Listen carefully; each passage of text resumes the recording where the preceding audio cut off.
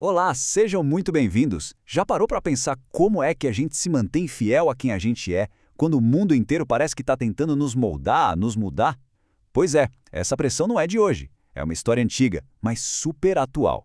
E hoje a gente vai mergulhar na história de um jovem, Daniel, que enfrentou exatamente isso.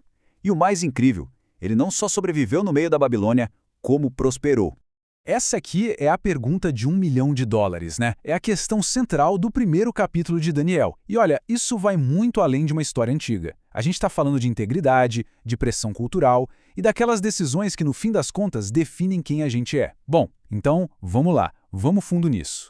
Para a gente entender bem essa história, vamos seguir esse roteiro aqui. A gente começa com o desastre que deu o pontapé inicial em tudo, depois passa pela tentativa de apagar a identidade desses jovens, aí a gente vê um ato de resistência que foi super corajoso e, por fim, as consequências surpreendentes de tudo isso. Então, começando pelo começo. E o começo não é nada feliz. A gente está falando de um momento de derrota total, de uma crise que não era só nacional, mas também espiritual. Imagina só, para o povo de Judá, ver a cidade caindo, o templo sendo saqueado, era como se o Deus deles tivesse sido derrotado.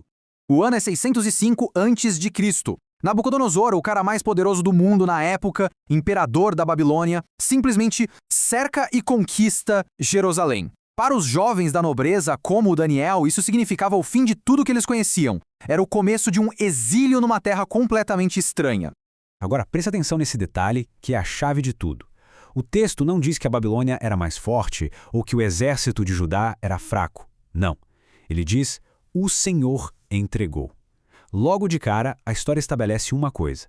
Mesmo no meio do caos, do desastre total, Deus ainda estava no controle. Essa ideia é fundamental para entender o livro todo.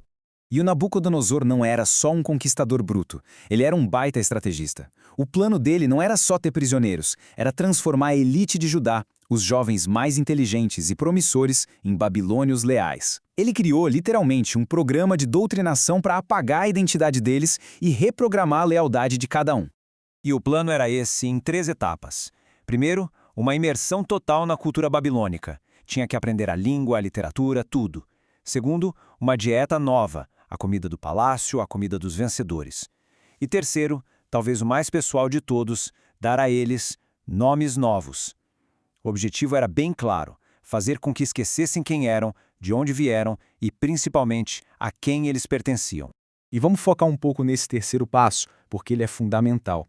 Na cultura hebraica daquela época, o nome não era só uma etiqueta. Um nome carregava história, carregava identidade. Então mudar o nome deles era uma tentativa direta de cortar a raiz espiritual, de mudar a lealdade deles. Olha só como essa tabela deixa a estratégia clara. Do lado esquerdo, os nomes hebraicos: Daniel, Ananias, Misael, Azarias. Todos eles, de alguma forma, honravam o Deus de Israel. Agora olha para o lado direito. Beltesazar, Sadraque, Mesaque, Abednego. Todos esses nomes novos honravam deuses pagãos da Babilônia. A mensagem era bem direta. O Deus de vocês perdeu. Agora vocês servem aos nossos deuses. E é aqui que a história tem uma virada. Daniel e os amigos dele estão numa sinuca de bico. Como é que eles podiam resistir a um sistema que foi todo pensado para quebrar a identidade deles? Pensa na situação. Ele foi obrigado a estudar a literatura dos caldeus. Ele não podia impedir ninguém de chamar ele de Beltesazar, mas ele sabia que precisava traçar uma linha em algum lugar. A questão era, onde? Qual seria o ponto que ele não abriria mão de jeito nenhum? E aqui está, o momento da decisão. A batalha não começou com um protesto na rua, com gritaria. Começou com uma decisão silenciosa, mas firme, dentro do coração. Daniel resolveu. Foi uma resolução interna. Ele decidiu ali, naquele momento, que mesmo que o mundo dele tivesse virado de cabeça para baixo, a lealdade dele, essa não era negociável. E é super importante entender por que a comida era o limite. Não é que ele era vegetariano ou não gostava da comida. A palavra que o texto usa é contaminar-se. Para ele, aquela comida representava uma quebra da aliança dele com Deus. Ou porque tinha coisas que a lei judaica proibia, ou porque aquela comida era oferecida primeiro aos ídolos da Babilônia, comer seria, na prática, um ato de adoração ao sistema babilônico. E o mais fascinante é como Daniel agiu. Ele não fez um escândalo, não bateu o pé. Pelo contrário, ele usou sabedoria, usou diplomacia. Aquela confiança de que Deus estava no controle, que a gente viu lá no começo, deu a ele coragem para propor uma solução em vez de só criar um problema.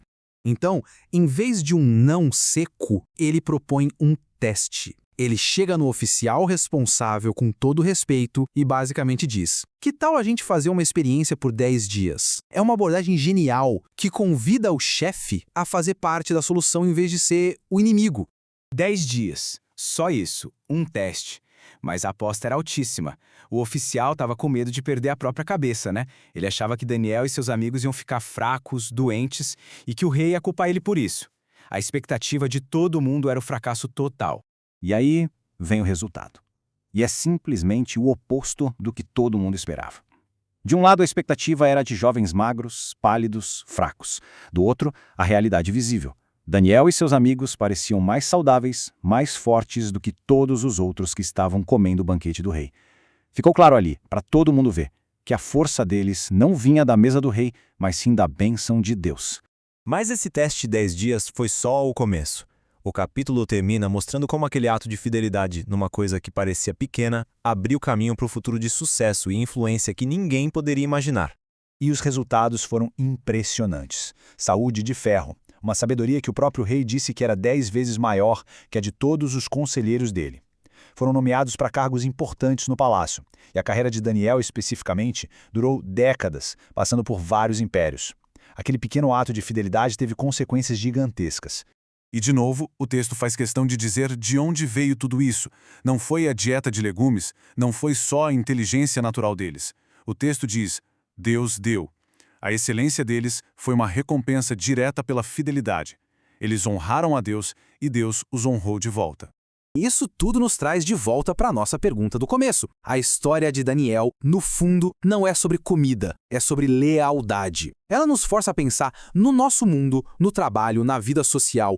Quais são as iguarias do rei que são oferecidas para a gente? Quais são os pequenos compromissos, as pressões sutis para a gente se conformar, para a gente esquecer de onde a gente veio? A história de Daniel nos mostra que a verdadeira força não está em ceder, mas em saber onde traçar o nosso limite, com sabedoria e convicção. Obrigado por acompanhar essa análise